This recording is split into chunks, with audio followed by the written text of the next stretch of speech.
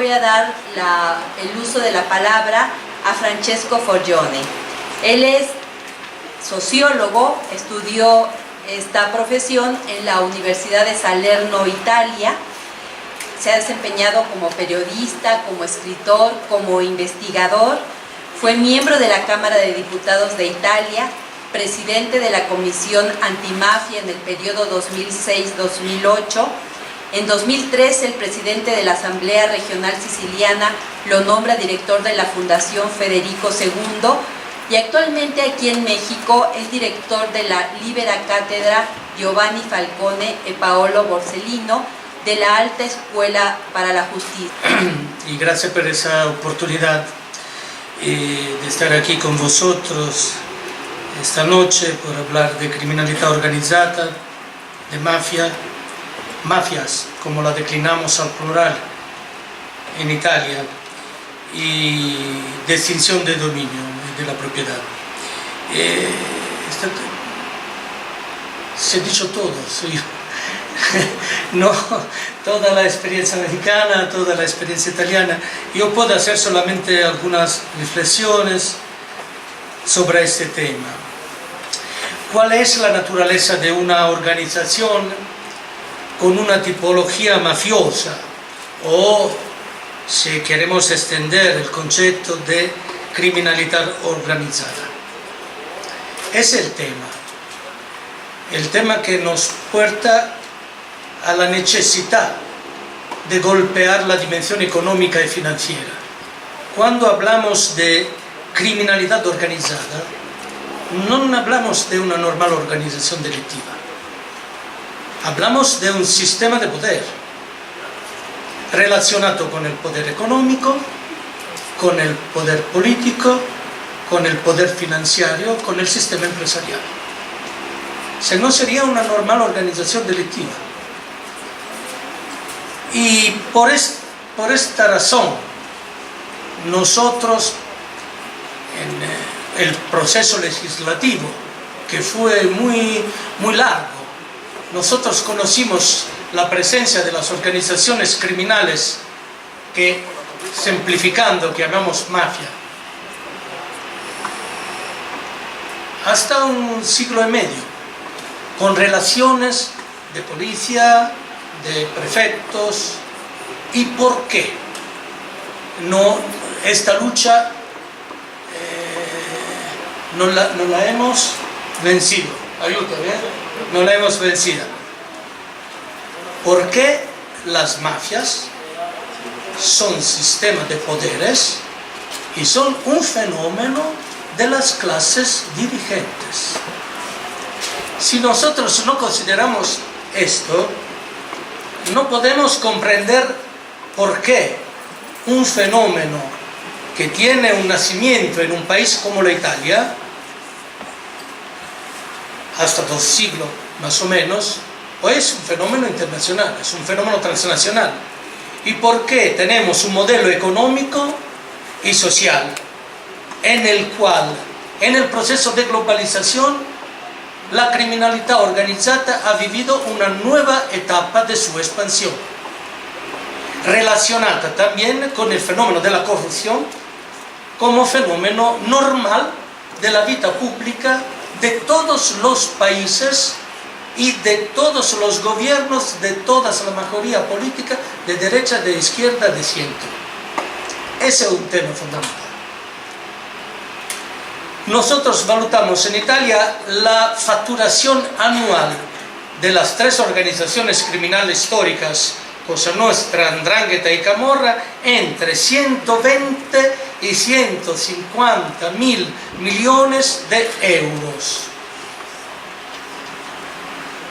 Esta riqueza nosotros valutamos con datos del Banco de Italia y del Ministerio del Interior, solamente al 40-50%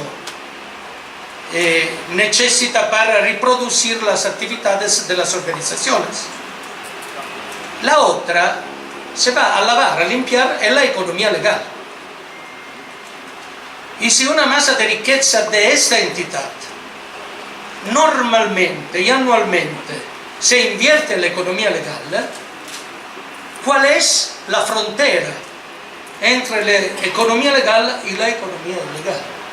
El primer tema que nosotros tenemos. Yo no soy un fiscal, no soy un magistrado, soy un juez, puedo contribuir a este encuentro solamente con un pequeño contributo de análisis. El tema que tenemos es ese. Y por esa razón, nuestra ley va a prever en 1982, como ha dicho el procurador Creasso, el delito de participación en la asociación. Para nosotros es un delito la participación en la asociación. Y contextualmente se define la finalidad de la organización. ¿Cuál es la finalidad de la organización? La acumulación del profito y de la riqueza. El controllo de las elecciones y del voto y el controllo de las licitaciones públicas. Son tres factores fundamentales. Esto está en la ley.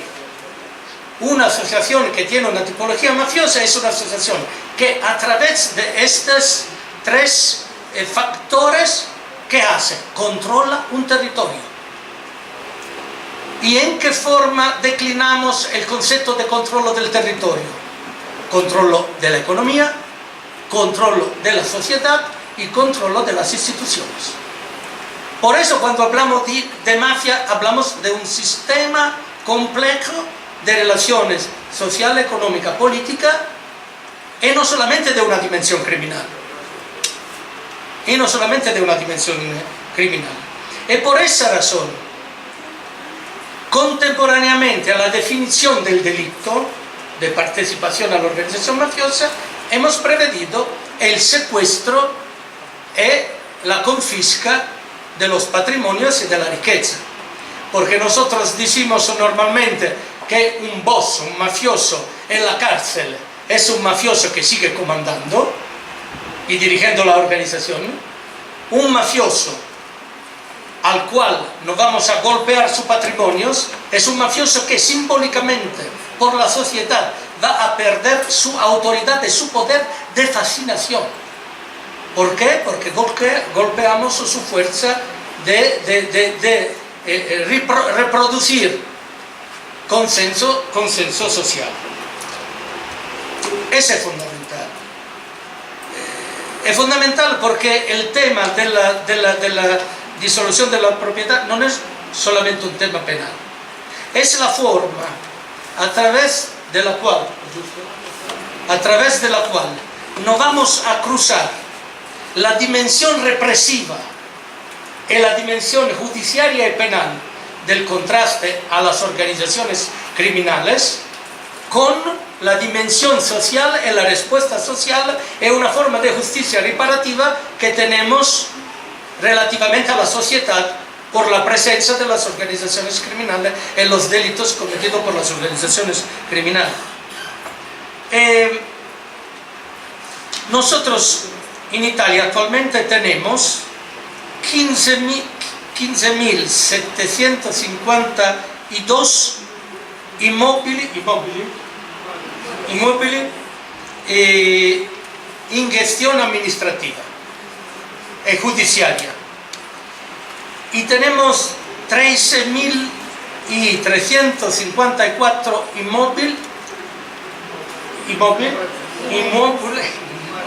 inmuebles definitivamente confiscados.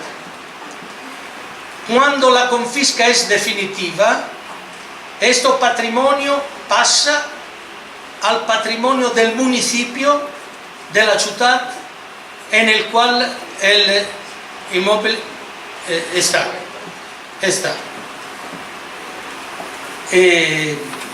Tenemos 305 empresas en gestión administrativa y judiciaria actualmente y 801 empresas definitivas con... No de empresa. 3.005 empresas en administración judiciaria y 801 empresas definitivamente confiscadas. Es un patrimonio inmenso, económico, financiero y también humano relativamente a las empresas. Un ejemplo, un kilo, la droga la joya de coca para producir un kilo de coca en Colombia o en Bolivia o en Perú, los principales productores, vale 1.000 euros. El mismo kilo después de la primera elaboración de trabajo, la pasta base vale normalmente 14.000 euros, 15.000 euros. El mismo kilo, cuando llevan en las manos de los ndranguetistas, que son los principales importadores en Europa, vale mediamente 25.000 euros. El mismo kilo, cuando lleva en la plaza de la venta, vale mediamente 50.000 euros en Europa. El pasaje de este sector del mundo al otro, en Europa o en Estados Unidos, vale mediamente 50.000 euros. Un kilo de coca pura va a producir mediamente 4 kilos de cocaína al mercado. 4 kilos vale mediamente otros 50.000. 50.000 por 4 son más 200.000. Al inicio del proceso estaban a 1.000 euros. El teórico del plusvalor podría decir, no lo cito, era el filósofo con la barba, decía que no hay un producto al mundo que puede producir un plusvalor de 1.000 a 200.000 euros. ¿Cuál es el problema?